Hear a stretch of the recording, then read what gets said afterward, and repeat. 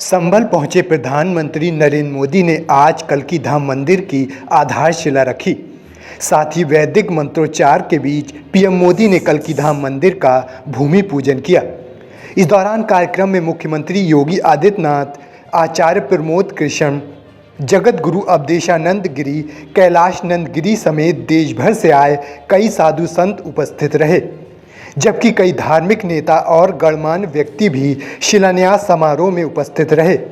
वहीं प्रधानमंत्री के दौरे को देखते हुए पुलिस अधिकारियों के साथ ही जोन और उसके बाहर के 100 से अधिक अधिकारियों की ड्यूटी लगाई गई। इसके अलावा केंद्रीय खुफिया एजेंसी और स्थानीय एजेंसियां भी पूरी तरह से सक्रिय रहीं। बता दें, इस मंदिर को श्री कल्की धाम निर्माण ट्रस्ट बनवा रहा है, जिसके अध्यक्ष आचार्य प्रमोद कृष्ण हैं। कल्की धाम मंदिर परिसर 5 एकड़ में बनकर तैयार होगा और इसका निर्माण कार्य पूरा होने में 5 साल लगेंगे, जबकि इस मंदिर का निर्माण भी बंसी पहाड़पुर के गुलाबी पत्थरों से होगा। वहीं आज सुबह पीएम मोदी कल्की धाम मंदिर के शिलान्यास कार्यक्रम में शामिल होने संभल पहुंचे। यहां हेलीपैड पर मुख्यमंत्री योगी ने उनका स्वागत किया।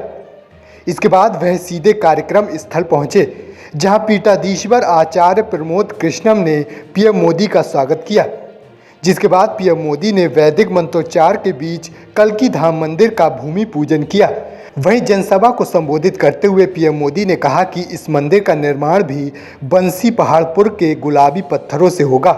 सोमनाथ मंदिर और अयोध्या का राम मंदिर भी बंसी पहाड़पुर के पत्थरों से ही बना है। मंदिर के शिखर की ऊंचाई 108 फीट होगी। इसमें स्टील या लोहे का इस्तेमाल नहीं होगा और कल्की धाम मंदिर में 10 गर्भगृह होंगे, जिनमें भगवान विष्णु के 10 अवतारों के विग्रह स्थापित किए जाएंगे। प्रधानमंत्री ने कहा कि कालचक्र बदल चुका है, अब नए युग की शुरुआत हो चुकी है। पीएम मोदी ने आगे कहा कि जैसे प्रमोद कृष्ण यहाँ मंदिर बना रहे हैं, वैसे ही ईश्वर ने मुझे राष्ट्र रूपी मंदिर के निर्माण का जिम्मा सौंपा है और मैं आपको भव्यता दे रहा हूँ। भारत पहली बार उस मुकाम पर है, अब वह अनुसरण नहीं, दुनिया भर में उदाहरण पेश कर रहा है। हजारों वर्ष बाद की आस्था और अभी से उसकी तैयारी, यानी हम लोग भविष्य को लेकर कितने तैयार रहने वाले लोग हैं। इसके लिए तो प्रमोद कृष्ण जी वाकई सराहना के पात्र हैं। मैं तो प्रमोद कृष्ण जी को एक राजनीतिक व्यक्ति के रूप में दूर से जानता था, मेरा परिचय नहीं था। लेकिन अभी जब कुछ दिन पहले मेरी उनसे पहली मुलाकात हुई तो ये भी पता चला कि वो ऐसे धार्मिक आध्यात्मिक कार्यों में कितनी मेहनत से लगे रहते हैं। कल की मंदिर के लिए इन्हें पिछली सरकारों से लंबी लड़ाई लड़नी पड़ी, कोर्ट के चक्कर भी लगाने पड़े।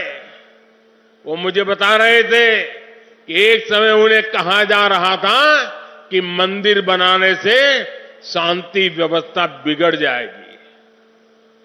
आज हमारी सरकार में प्रमोद कृष्णम जी निश्चिंत होकर इस काम को शुरू कर पाए हैं। हम देश से सैकड़ों किलोमीटर दूर अरब की धरती पर अबू धाबी में पहले विराट मंदिर के लोकार्पण के साक्षी भी बने हैं। पहले जो कल्पना से भी परे था, अब वो हकीकत बन चुका है। और अब हम यहां संभल में भव्य कल्की धाम के शिलान्यास के गवाह बन रहे हैं। भाई और बहनों, एक के बाद एक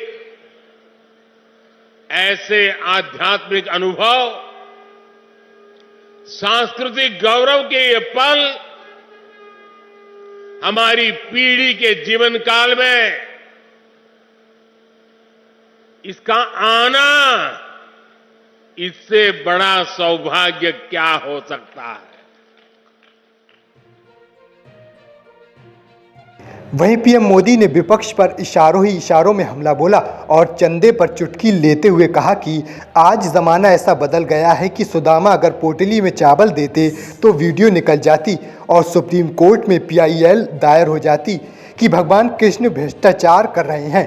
पीएम मोदी ने कहा कि रामलला के विराजमान होने का अलौकिक अनुभव है, वह क्षण अभी तक भावुक कर जाता है। इसी बीच देश से सैकड़ों किलोमीटर दूर अबू धाबी में पहले हिंदू मंदिर के साक्षी बने काशी का कायाकल्प और इसी दौर में महाकाल के महालोक की महिमा हम सब ने देखी है। आज एक और तीर्थों का विकास हो रहा है तो शहरों में इंफ्रास्ट्रक्चर तैयार हो रहा है, मंदिर बन रहे हैं तो कॉलेज भी बन रहे हैं और विदेशी निवेश भी आ रहा है। ये परिवर्तन प्रमाण है क्योंकि समय का चक्र घूम चुका है। विश्वनाथ धाम के वैभव को काशी की धरती पर देखा है, निखरता हुआ देखा है।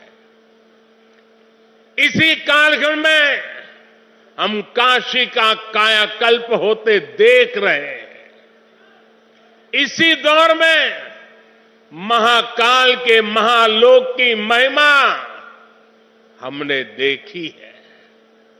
हमने सोमनाथ का विकास देखा है, केदार घाटी का पुनर्निर्माण देखा है। हम विकास भी, विरासत भी इस मंत्र को आत्मसात करते हुए चल रहे हैं। आज